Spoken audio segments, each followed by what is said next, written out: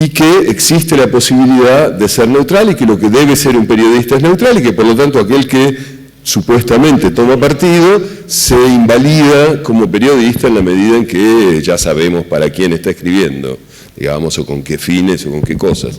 Y en cambio está ese profesionalismo en el cual, no, fulano, no, él no, escribe qué sé yo, en El Mundo, es un personaje autónomo, o escribe, digo, en El Mundo, o en La Nación de la Argentina, o en el New York Times, quiero decir, son instituciones que tienen una idea del mundo muy precisa, que como es la idea dominante, entonces pasa por no tener ninguna, pero quien escribe ahí lo que hace es defender esa idea del mundo, y es un entramado y una estructura compleja las que ponen, las que hacen que esto funcione, ¿no? Por ejemplo, el tema de la prosa neutra de los diarios, que supuestamente no incluye hacer como apreciaciones, que hace esta supuesta diferencia entre opinión y noticia, cuando uno está eligiendo, como decíamos hace un rato, qué es lo que va a ser noticia, está emitiendo fuertemente una opinión, pero al poner esto es lo que yo opino, esto es la verdad, ya te está diciendo que aquello que es la verdad no es tu opinión, sino que es lo que realmente sucedió. No, lo que a mí me pareció que debía contar de aquello que realmente sucedió. Digo, es una historia larga, pero es una de las razones también, ya que estamos y tenemos que hablar de eso, por las cuales a mí me interesa particularmente eso que en América Latina llaman crónica, por la falta de mejor nombre, porque se hace cargo de esa subjetividad, se hace cargo del hecho de que siempre hay alguien que narra, de que siempre hay una persona que está eligiendo qué se va a contar, cómo se va a contar, qué idea del mundo se va a presentar en cada pequeño texto. La base de la simulación de los grandes medios, de los medios tradicionales, consiste en hacerte creer que no hay nadie que narra, que eso es la intermediación más escasa y corta posible entre la realidad y el lector, que simplemente hay alguien que reproduce la verdad, que reproduce lo real o una cosa por el estilo. Para eso, esa prosa supuestamente limpia de los grandes medios y ese personaje del narrador que se saca de la escena y que nunca dice yo, contribuyen absolutamente a formar esa idea de que ahí no hay intermediación, de que eso es la verdad, de que no es una persona mirando, siempre es, como les decía antes, una persona mirando. Y en ese sentido, eso que llamamos, por decirlo de alguna manera, insisto, crónica, tiene ese mérito muy político de hacerse cargo de esa intermediación, de decir, no, yo estoy acá y estoy mirando, esto es lo que yo vi, lo que yo creo, lo que yo te puedo contar, no es la verdad, no es la realidad. La realidad, la verdad, es lo que tú podrás, si acaso, digamos, construirte para tu coleto después de enterarte de todo lo posible. La crónica, hay momentos en que pasa por como si fuera a escribir un poco más bonito las mismas cosas que se escriben un poco más feo. A mí me parece que si es eso no tiene ningún interés. Si es, en cambio, hacerse cargo de la subjetividad para decir esto es lo contrario de lo que hacen los grandes medios cuando tratan de currarte, de robarte una vez más con el mito de la neutralidad o con el mito de la objetividad, ahí sí me parece que vale la pena. Sí, estoy de acuerdo. Yo creo que hay, por un lado, dos cuestiones aquí, ¿no? Con el tema del compromiso. Primero es la elección del periodista a la hora cuando tiene que escribir o hablar que decide de qué hablar. En un conflicto, por ejemplo, pues es lamentablemente desde mi punto de vista demasiado habitual que se opte por una narrativa que apuesta por el show o por el infoentretenimiento, por una narrativa desde mi punto de vista muy peligrosa que cuenta algo tan terrible como por ejemplo una guerra como si fuera una película de acción entretenida que está invitando al espectador a ver una realidad espatarrado en el sofá de su casa comiendo palomitas de maíz, y eso invita además a una pasividad por parte del receptor o del espectador. O, por el otro lado, eso que se llama periodismo más comprometido. ¿Qué es eso del periodismo comprometido? El periodismo siempre tiene que estar comprometido con la verdad, ¿no? Y con las realidades, que es tratar de mostrar la verdadera cara de una guerra, que no va a estar en esa narración con un tono bélico, militar, que puede incluso caer de alguna manera en la mitificación de todos unos de determinados contenidos bélicos, ¿no? Con testosterona incluida, ¿no? Sino en contar la guerra tal y como es. ¿Y dónde se ve la guerra? La guerra se ve en los hospitales, en la casa de la población que sufre la guerra, se ve en las morgues, etc. O sea, ahí ya hay toda una toma de partido en la calle, hablando con la gente, ahí ya hay toda una toma de partido, en el momento en el que tú decides dónde pones el foco. Y por otro lado, en el cómo se cuenta, ¿no? Se hablaba aquí ahora de la crónica, que es un género que yo creo que a mí me encanta, ¿no? ¿Cómo se cuentan las cosas? ¿De qué manera? ¿Con qué tono? Eso es fundamental. ¿Y de qué forma, ¿no? Y ahí en la forma entra mucho también la situación en la que vive actualmente el periodismo, porque esto nos ha condicionado mucho, ¿no?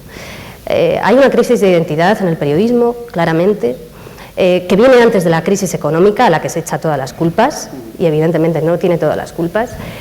Y dice David Simon, un periodista estadounidense reconvertido en excelente guionista de series de televisión, como The Wire, que hay un antes y un después en el periodismo, marcado por el momento en el que el poder financiero entra en los medios de comunicación. A partir de ese momento, se busca el máximo beneficio económico sin importar ya cuidar la información. La información como lo que es, como servicio público fundamental, como uno de los pilares básicos de las sociedades libres y democráticas, porque una sociedad mal informada es más fácilmente manipulable, ¿no? Y evidentemente siempre ha habido pulsos en los medios de comunicación entre los empresarios que buscan un objetivo determinado, los periodistas, pero en el momento en el que el poder financiero entra en los medios de comunicación, es decir, en el que los medios de comunicación salen a bolsa, aquello ya es un desparrame. ¿Y qué supone esto? Supone que a nivel mundial, porque esto no es una crisis que solo ocurra en España o en Europa, yo he estado en congresos sobre periodismo en Estados Unidos que se habla de esto también, ¿no? A partir de ese momento se cierran redes de corresponsalías, a partir de ese momento se decide que no se invierte en la información, que no se da ya tiempo a un periodista para que investigue, que eso ya no, que el periodismo es solo, que la información es solo mercancía. Y esto tiene consecuencias desastrosas, ¿no? Y aquí, y ahora que estamos en el marco de un congreso sobre periodismo digital, yo creo que es importante las posibilidades que tiene el periodismo digital, la internet, ¿no? Porque los medios de comunicación online que están surgiendo, yo creo que de alguna manera pueden tener menos servidumbres, en el sentido de que no dependen tanto no necesitan tanto dinero para hacerse, ¿no? Y esto pues les da ciertos márgenes de libertad.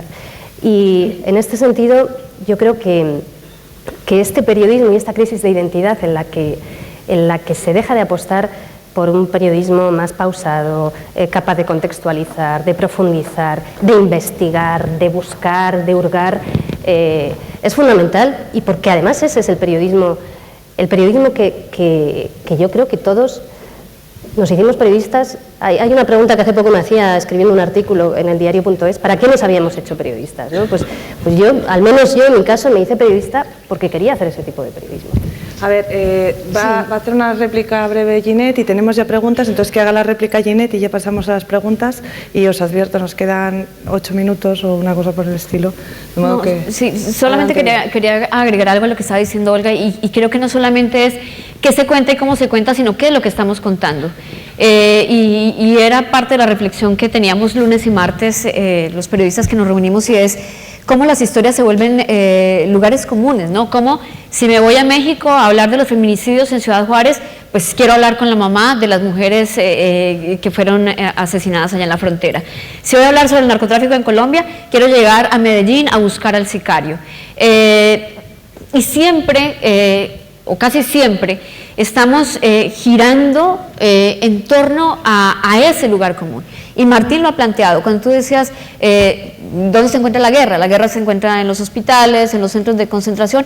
Yo creo que hay un campo mucho más amplio, y bueno, y nosotras que vivimos la guerra de frente y que le hemos visto la cara a la muerte muchas veces cubriendo esos conflictos, pues uno sabe que también de invitación al periodismo que se hace hoy en día en América Latina y en Hispanoamérica y en todo el mundo es ese, no quedarnos en el lugar común, porque precisamente ahí, en el no lugar común, es donde están las grandes historias, pero también donde está esa otra cara del periodismo que nosotros deberíamos hacer hoy en día. Y ahí es donde está esa línea de poder contar desde otra forma, de además reinventarnos a través de la crónica y de otras formas de contar la historia de este mundo, donde está la gran responsabilidad, y es desenmarcarnos. Y preguntaba yo, ¿cómo estamos contando el narcotráfico en América Latina? O sea, ¿están agotados los modelos de contar el narcotráfico en América Latina? Y Martín da una respuesta precisa sobre el tema. Muchos periodistas están demostrando que podemos seguir hablando de narcotráfico sin ir a ese lugar común, y muestra de ello es que uno de los ganadores del premio de Nuevo Periodismo fue un periodista que habló sobre narcotráfico. Entonces, el modelo no está agotado. Yo creo que los que estamos agotados somos nosotros en la forma de cómo estamos haciendo periodismo. Pues preguntas, por favor, breves, y respuestas, por favor, muy breves, porque como veis ya estamos casi fuera de tiempo. Sí, hola, buenos días. Bueno, en primer lugar, agradecer a los tres ponentes esta conversación y sobre todo agradecerles también su compromiso. Mi nombre es Consuelo López Uriaga, trabajo para Oxfam Intermón, no soy periodista, pero trabajo en la parte del diseño político de nuestras campañas. Como sabéis, nuestra organización es una organización básicamente activista, y lo que sí me interesaría conocer es vuestra perspectiva sobre un punto que para nosotros es un dilema crucial en nuestras campañas, y es el papel de las víctimas. Mi pregunta fundamental es: ¿cómo realizáis el análisis de riesgos respecto a las víctimas? Es decir, ¿cómo resolvéis el dilema entre la tentación de contar y la posible resolución del problema, o incluso la seguridad de las víctimas? A veces la luz no es la solución del problema, y nosotros muchas veces tenemos que afrontar este tipo de dilemas. ¿Cómo lo resolvéis en el caso del periodismo comprometido? Gracias. Sé que es muy duro, pero tenéis que ser súper breves, porque esta es una pregunta que es casi da para una mesa entera. Bueno, pues brevísimamente, sin lugar a dudas, por encima de todo prima la seguridad de las víctimas, siempre. Y eso implica que hay veces que hay cosas que, bueno, pues que se quedan en el tintero, ¿no? Pero que eso no significa que sea una desinformación, ni muchísimo menos. Es una información, pero protegiendo la vida de una persona, ¿no? Eso es fundamental, es lo primero, es prioritario. Martín. Me estaba acordando cuando preguntabas eso de una vez que estuve en Birmania hace como 20 años, que era una época que no te dejaban entrar como periodista. De hecho, yo dije que era catador de vinos. Sí, me preguntaron en el consulado cuál era tenía que llenar una planilla diciendo cuál era mi profesión, y yo no iba a decir que era periodista. Y pensé que catador de vinos era lo que menos amenazador les iba a resultar, porque no debía haber ni una botella de vino en todo Birmania, entonces no había ninguna posibilidad de que me pusiera muy crítico al respecto. Pero a lo que iba es que entonces yo andaba por la calle y con cierta frecuencia me pasaba que alguien quería contarme algo. Y yo tenía esa situación tan incómoda en la que yo, por supuesto, estaba ahí para que me contaran, pero por otro lado no quería, o sea, me daba miedo por la persona que me estaba contando, que estuviera poniéndose en riesgo. Y estuve todo el tiempo que estuve ahí tironeado entre las dos situaciones, en que por un lado estaba ahí para eso y por otro lado me preocupaba mucho ponernos en riesgo. Al final, bueno, alguna gente me contó cosas, pero más en general, y como solución que yo uso en ese tipo de dilemas, muchas veces lo que hago es cambiar ciertos rasgos de la identidad de la persona. Que decir, bueno, yo lo puedo hacer porque estoy escribiendo y no haciendo televisión o lo que sea. haciendo televisión haces otras cosas, pero cuando escribes yo cambio cosas para que no sea reconocible, y esto por supuesto llevaría a una discusión que tenemos eternamente sobre qué es la verdad en un relato periodístico. Yo estoy a favor de una verdad que es un poco más amplia que la verdad notarial, de decir fulano de tal se llama Juan Pérez. A mí, si a Juan Pérez le tengo que poner Pedro Jiménez, me da exactamente lo mismo, no me importa ser eso, notarial en el sentido de registrar el nombre de Juan Pérez. Lo que me interesa es que el tipo de problemática que Juan Pérez me contó pueda ser transmitida. Si puedo transmitirla con su nombre, su apellido y el carnet de conducir de su señora, tanto mejor. Pero si no, estoy dispuesto a resignar esos datos notariales para así contar el problema. Es una larga discusión sobre qué es verdad. Muy corta porque tengo un libro que publicó en 2009 que se titula El hombre mojado no teme la lluvia, y ese título en realidad tiene que ver precisamente con esto, porque una de las personas que aparece en ese libro es un iraquí que se implicó en determinadas cuestiones, pasó por Abu Ghraib, etcétera, ¿no? Y contar toda su realidad pues podía comprometerle, porque Irak, como sabéis, es un auténtico polvorín incluso a día de hoy. Y yo le pregunté y le dije, oye, ¿quieres que ponga tu verdadero nombre o prefieres que ponga un seudónimo contando toda tu realidad, pero con un seudónimo por proteger tu identidad y evitarte problemas? En el caso de él me contestó con este refrán iraquí que es, mira, yo ya no tengo nada que perder, lo he perdido todo, así que, como dice el refrán iraquí, el hombre mojado no teme la lluvia, pon mi nombre, incluso si quieres añade una foto. Pero yo creo que tenemos la obligación de preguntar en este tipo de situaciones, ¿no?, a los afectados, y que ellos decidan en el caso de que podamos preguntarles. Vale. Estamos ya fuera de tiempo. Pero perdóname, Lula, porque quiero agregar algo sobre el tema. Solo voy a comentar para las recogidas de preguntas. Va a responder Ginette, recogemos 2 preguntas seguidas y ya nos tenemos que ir a comer. Entonces, por favor, Ginette, responde. Solamente 15 segundos para decirles que... expláyate. Que después de, por mucho tiempo, poner el rostro de las víctimas en la primera página del Espectador donde yo trabajaba, pasé a ser la primera página del Espectador y de todos los medios en Colombia cuando a mí me secuestraron. En ese momento entendí cuál era mi responsabilidad como periodista y me sentí miserable siendo la periodista que había sido hasta ese momento. No a todos los periodistas les pasa, pero yo creo que cuando uno tiene que aprender con esta brusquedad un poco de cómo tiene que manejar este tipo de temas, pero sobre todo cuál es la importancia y la responsabilidad que tiene uno con esas personas que tiene al otro lado de la cámara y al otro lado del micrófono, pues ya quedas confrontado así, contigo y con tu responsabilidad, no solamente como periodista, sino como ser humano y con la ética y con todo lo demás. Entonces, lo único que yo diría es que cada vez que prendamos la grabadora y que prendamos la cámara, por un segundo nos pongamos en los zapatos de esa persona que tenemos enfrente, porque esa persona algún día podríamos ser nosotros. Vale, pues 2 preguntas pero brevísimas, por favor, porque estamos fuera. Entre otras cosas, porque acaba de chafarme la pregunta, más o menos. Porque habéis dicho los 3 que el periodista se tiene que implicar, creo que coincidimos todos, para cambiar realidades. Pero yo quería preguntar qué ocurre cuando el propio periodista genera otra realidad, como es el caso de Ginette, que pasa a convertirse en víctima. ¿Se produce algún tipo de esquizofrenia, quiero pensar, profesional y personal, y hasta dónde conduce? ¿Cómo superas esa situación? Vale, ¿alguna otra pregunta ahí en la sala? Pues rápidamente la hacemos, vas respondiendo, Ginette, y que tenga el micrófono preparado. Ya, respondo. Dale. Siento esto, pero...